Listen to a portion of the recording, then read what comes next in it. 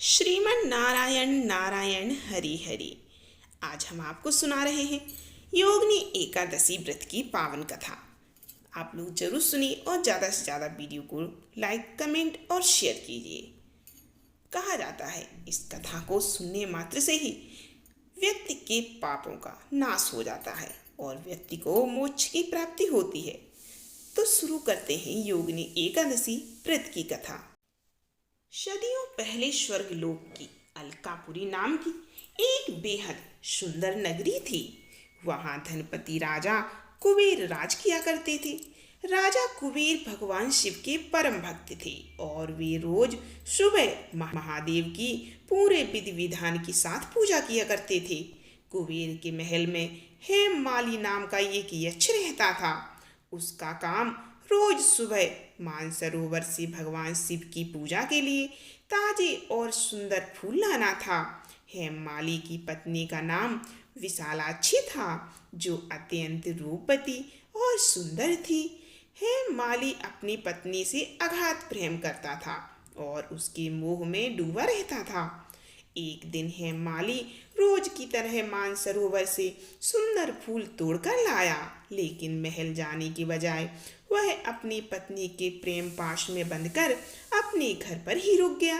वह अपनी पत्नी के साथ हास परिहास और विलास में इतना खो गया कि उसे समय का भान ही न रहा।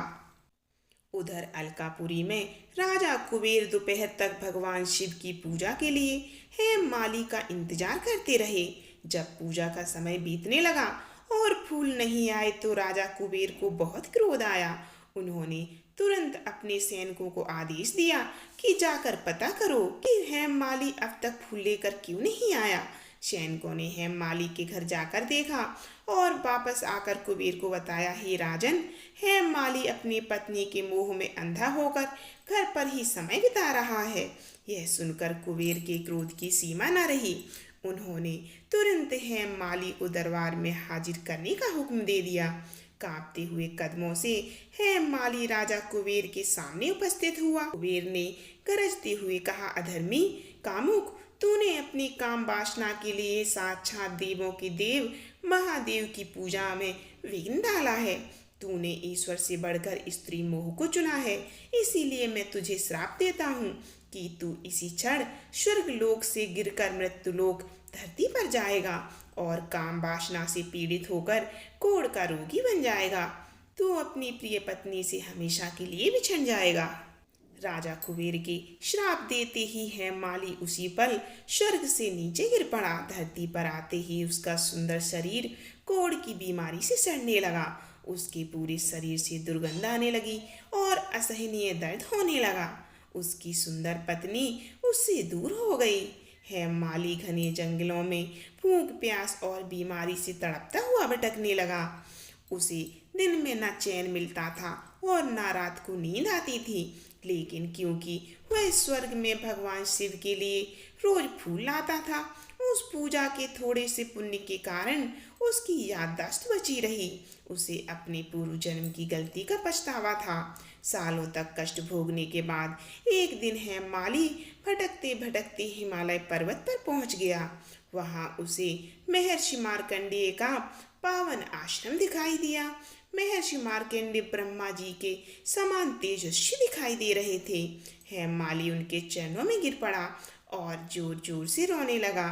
हेममाली की ऐसी दयनीय स्थिति देखकर महर्षि मार्कंडेय का हृदय पिघल गया।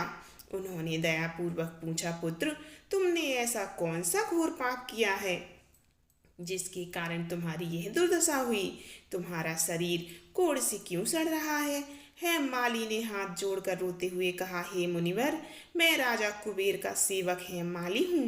मैंने अपनी पत्नी के मोह में आकर भगवान शिव की पूजा के समय पर फूल नहीं पहुँचाए। इसी अपराध के कारण राजा कुबेर ने मुझे ये श्राप दे दिया। मैं अपने कर्मों पर बहुत लज्जित हूँ। कृपया मुझे इस कष्ट से मुक्ति का कोई उपाय बताएं। हेममाली की सच्ची आत्मग्लानि और सच्चाई देखकर महर्षि मार्कंडेय ने कहा, हे यक्ष, तुमने मेरे सामने सच बोला है और तुम्हें अपनी भूल का पछतावा है, इसीलिए मैं तुम्हें एक अति उत्तम व्रत बताता हूँ। आषाढ़ मास के कृष्ण पक्ष की एकादशी को योगिनी एकादशी कहते हैं। तुम इस एकादशी का पूरे विधि विधान से निराहार रहकर व्रत करो। भगवान श्री हरि विष्णु की कृपा से तुम्हारे सभी पाप नष्ट हो जाएंगे और तुम फिर से स्वस्थ हो जाओगे।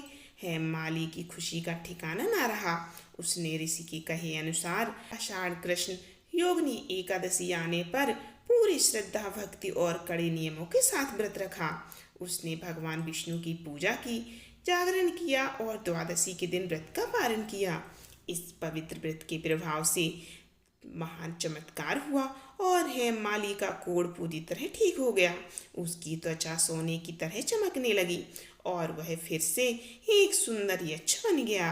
व्रत के पुण्य से वह स्वर्ग वापस चला गया और अपनी पत्नी विशालाक्षी के साथ खुशी खुशी रहने लगा। भगवान श्री कृष्ण के अनुसार जो भी मनुष्य इस योगिनी एकादशी की कथा सुनता है, पढ़ता है, उसे 88,000 ब्राह्मणों को भोजन कराने के बराबर पुण्य मिलता है।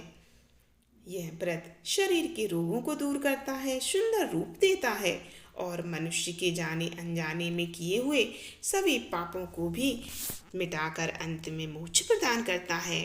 बोलिए जय श्री नारायण। आप लोग इस वीडियो को ज़्यादा से ज़्यादा शेयर कीजिए, लाइक कीजिए और कमेंट कीजिए और कमेंट में श्रीमन नारायण नारायण जरूर लिखिएगा।